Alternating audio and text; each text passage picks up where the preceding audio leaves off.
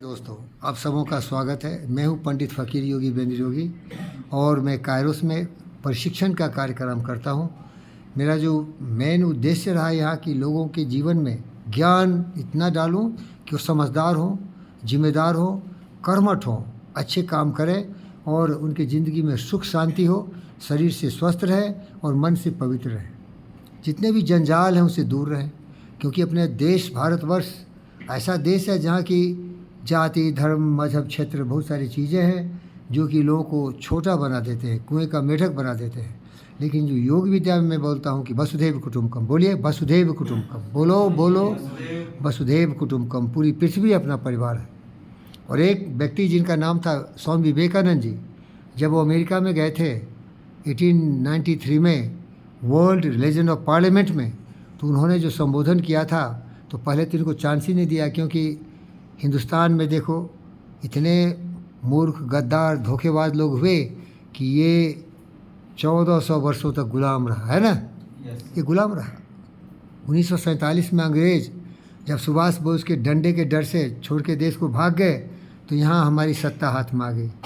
अगर world war 2 नहीं हुआ होता और अंग्रेज़ों की हड्डी टूटने गई होती, कमज़ोरी आर्थिक स्थिति से परेशान नहीं होते, तो अभी भी हम गुलामी रहते थे। क्योंकि हिंदुस्तानियों में देशभक्ति कम होती है, आपस में लड़ते ज़्यादा हैं। वो लड़ने का कारण है जाति, धर्म, मजहब, क्षेत्र, इस पर लड़ते हैं।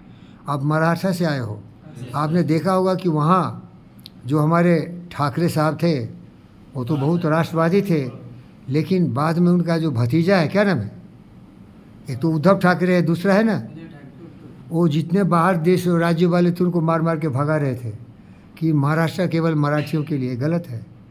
ये देश भारत है। हमारे संविधान में किसी को भी कहीं जाके काम करने का अधिकार है ना। इसीलिए मेरे प्यारे बेटों, आप यहाँ तेलंगाना राज्य में आए हो और बोलो जय तेलंगाना।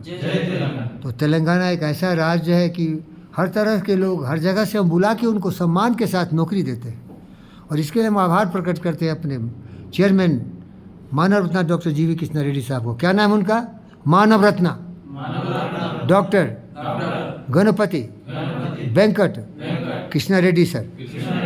वो बहुत बड़े उद्योगपति हैं। बॉम्बे में उनका एयरपोर्ट था, पहले जीवी के एयरपोर्ट था बॉम्बे में, और उनका बेंगलोर में था, लेकिन अभी बिजनेस चेंज हो गया उनका, तो अभी वहाँ अदानी ग्रुप आ गया है एयरपोर्ट में। तो उनका प्रेम बहुत ज़्यादा है लोगों से।